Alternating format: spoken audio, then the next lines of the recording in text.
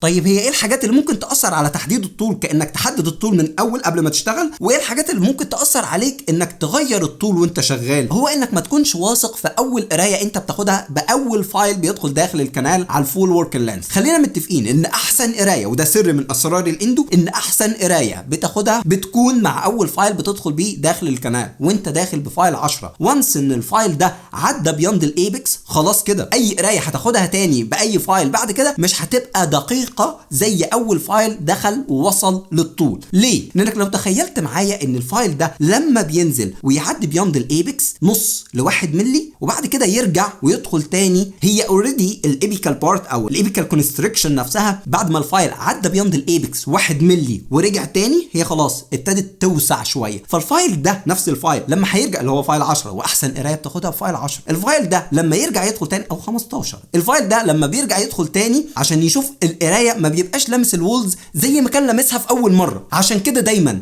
اول قرايه هي احسن قرايه انا باخدها، انا شخصيا بحس بكده، ولكن ده بالنسبه دي تجربه شخصيه ممكن تختلف معاك انت، دي حاجه تانية. وعشان كده والصح والمفروض انك اول ما بتفتح اكسس كافيتي بتعمل كورونال فليرنج من الاورفيس 3 مللي بالظبط، يعني تنزل من عند الاورفيس لداخل الروت كانال 3 مللي عشان بس تعمل زي فليرنج بسيط للكانال نفسها عشان الفايل يبقى داخل معدول شويه وتدخل بفايل 10. وانت داخل بفايل 10 لازم تبقى موصله بالايبكس. تاني نقطه ان دلوقتي انواع الايبكس الموجوده في السوق بقت ممتازه جدا لدرجه انها ممكن مع الوقت لما تتعود عليها ويحصل زي ألفة ما بينك وما بين الايبكس لوكيتور بتاعك وتبقى فاهمه وفاهمك، بتبقى عارف امتى بيديك قرايه مظبوطه وامتى لا. المفروض وانت نازل بالفايل الماركر او الانديكيتور اللي على شاشه الايبكس لازم يبقى بينزل معاك زي ما انت بتنزل داخل الروت كانال نفسها. لما تيجي تطلع هو بيطلع معاك، لكن فكره ان انت بتنزل بالفايل فالانديكيتور ما بينزلش معاك لا، يبقى القرايه دي مش مظبوطه. لو فكره ان انت بتطلع بالفايل من الكانال نفسها الايبكس ما بيطلعش معاك لا، يبقى القرايه دي برده مش مظبوطه. ده بالنسبه للحاجات اللي ممكن تاثر عليك وانت بتحدد الطول. بالنسبه للحاجات اللي ممكن تاثر عليك في انك تمنتين الطول ده،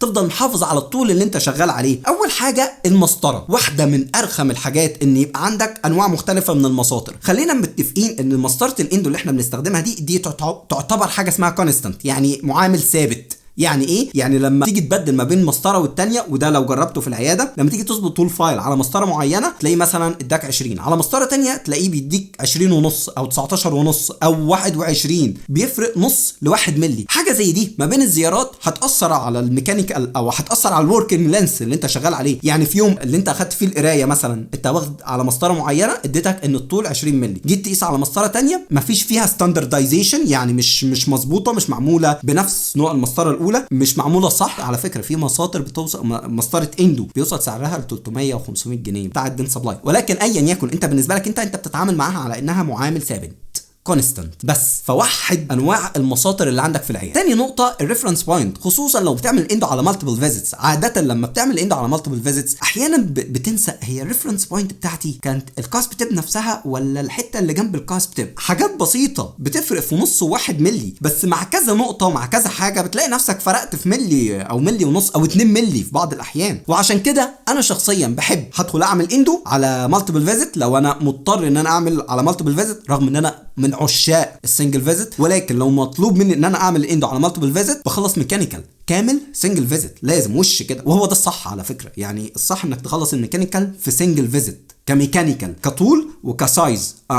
مخلص الميكانيكال كامل بتاعي النهارده، المره الجايه ممكن اعمل اوبتيوريشن. وعاده انا من الناس اللي لو بعمل اكسس كافيتي بخلص الميكانيكال معاه، ما بحبش اعمل اكسس كافيتي واسيب العيان، لانه عاده انت لما بيجي لك عيان عايز يعمل اندو وفتحت اكسس كافيتي، يعني ايه السيناريوهات بتاعه الاندو؟ 2 واحد جاي لك بابسس فده لازم تخلص معاه ميكانيكال زي ما اتفقنا في اول الفيديو، لازم تخلص معاه الميكانيكال وتخلص معاه الاريجيشن كامل، ولو في باس تعمله اسبيريشن او تسحب الباس الموجود، ولو في حاله ان هو فايتال بالبايتس لا انت بتفتح اكسس كافيتي وتعمل ميكانيكال كامل عشان تبقى مطمن ان العيان ده هيرتاح. غير كده تخش بالفايل مرتين كده وتقول للعيان هيرتاح، لا ما بيرتاحش، مفيش الكلام ده. لازم تعمل كومبليت ريموفل للبالب تيشو الموجود، ده مش بيتحقق غير لما تخلص ميكانيكال محترم. ثالث سبب ممكن ياثر عليك في الوركينج لينث ديترمينيشن او مينتيننس هو الفلابي رابر ستوبر. يعني ايه؟ احيانا بيبقى في فايلز كده الرابر ستوبر، خصوصا فايلات ماني المقاسات اللي هي 8 و10، الرابر ستوبر بتاعتهم بتبقى ضعيفه جدا. عشان كده في بعض الدكاتره بتحط 2 رابر ستوبر ورا بعض عشان يسندوا بعض، ما تتزحلقش، ما تتحركش بسهوله، ما تبقاش واقفه مايله. يعني عارف انت الرابر ستوبر لما تشيلها من الفايل، انا بالنسبه لي الرابر ستوبر لو اتشالت من الفايل يبقى الفايل ده ملوش لازمه، خصوصا الفايلات المقاسات الصغيره الرابر ستوبر اتشالت من الفايل خلاص كده الفايل ده بالنسبه لي حتى لو كان سليم ملوش لازمه. ليه؟ لان لما برجع احط الرابر ستوبر تاني، الرابر ستوبر بتبقى واقفه مايله كده، اللي هو مش معدوله، لا مايله، فانا ما ببقاش عارف انا كنت شغال على الطول من هنا ولا من هنا، يعني انا قايس من هنا ولا من هنا، ودي بتفرق معايا في ملي ونص. حضرتك ملي ونص بيضيع عشان بس الرابر ستوبر واقفه بميل. بص وانت شغال فايل قدامك رابر ستوبر مايله كده، ارمي الفايل بس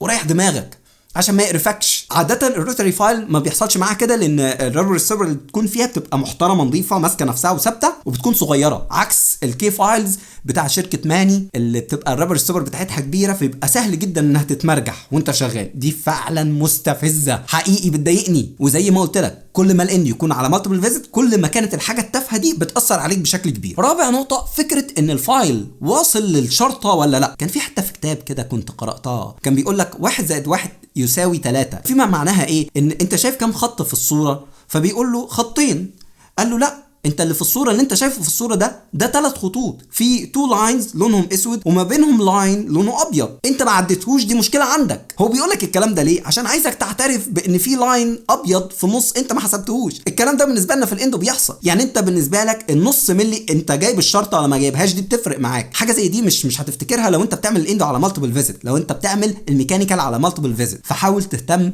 بالتفاصيل الصغيره دي، ليها اثر كبير عليك. مهم جدا طبعا ان انت زي ما قلنا انك تدخل تعمل كرونال فليرنج بسيط للاول 3 مللي عشان الفايل يبقى نازل معدول، لان عاده لو اخدت القرايه قبل ما تعمل كرونال فليرنج عاده الفايل بيبقى واقف بميل، لما بيجي الفايل يتفرد الطول بتاعه بيقل، فتبقى بتعمل اكستروجن، تبقى شغال على طول اطول من الطول، ودي بتبقى حاجه رخمه. غير ان في الحالات اللي بيبقى فيها كيرفيتشر، يعني كل ما الكيس كان فيها كيرفيتشر كل ما فرصه ان الطول يقل تبقى اعلى. يعني ايه؟ يعني انت لو ماشي على طريق فيه انحناءات، لو جيت اختصرت الطريق ده بدل ما تفضل ماشي واخد الملفات، لا مشيته بالطول مره واحده حته واحده، هتلاقي الطول بقى اقصر، وبالتالي حاجه زي دي هتاثر على الوركينج لينث اللي انت شغال عليه. فاعمل حسابك ان الطول بيقل من نص ل1 مللي ما بين قبل وبعد الميكانيكال، وعشان كده احنا بنصور ماستر كون قبل ما نبتدي نعمل اوبتيوريشن. ليه؟ عشان نتاكد من الطول بتاعنا ان احنا مش عاملين اكستروجن. خامس سبب ممكن ياثر على الوركينج لينث هو الانوايندنج اوف روتاري فايل. النيكل تيتانيوم فايلز بيحصل لها انوايندنج، يعني زي ما كنا قلنا في فيديو ان الفايل بيتفك اللي اتكلمنا فيه عن اهميه الابيكال ستوب عشان ما يحصلش جاتابركا اكستروجن او ما تلاقيش نفسك عامل اوبتيوريشن والجاتابركا معديه. هتلاقي اللينك الفيديو هيظهر في الكارد هنا فوق. كنا قلنا ان الفايل عامل زي الضفيره بتاعه الشعر بتاعه البنات، الفايل بيتفك فطوله بيزيد، فلما بيزيد حتى وانت شغال على الطول المظبوط بتاعك الفايل اتفك طوله زاد، فيعمل لك اكستروجن، يفتح الابيكال كونستركشن بتاعتك واللي ينتج عنها الميكانيكال اريتيشن والكيميكال والميكروبيال اريتيشن. كفايه بقى لحد كده عشان انا حاسس ان الفيديو بقى طويل جدا. لو شايف انك استفدت ادعي لي دعوه بظهر الغيب. لو عندك اي اسئله اكتبوها تحت في الكومنت. ما تنساش تدخل على جروب التليجرام، هتلاقي اللينك بتاعه تحت في الديسكربشن. شوف كورساتنا على يوديمي، اتفرج على الفيديوهات اللي فاتت، واشوفكم الفيديو الجاي.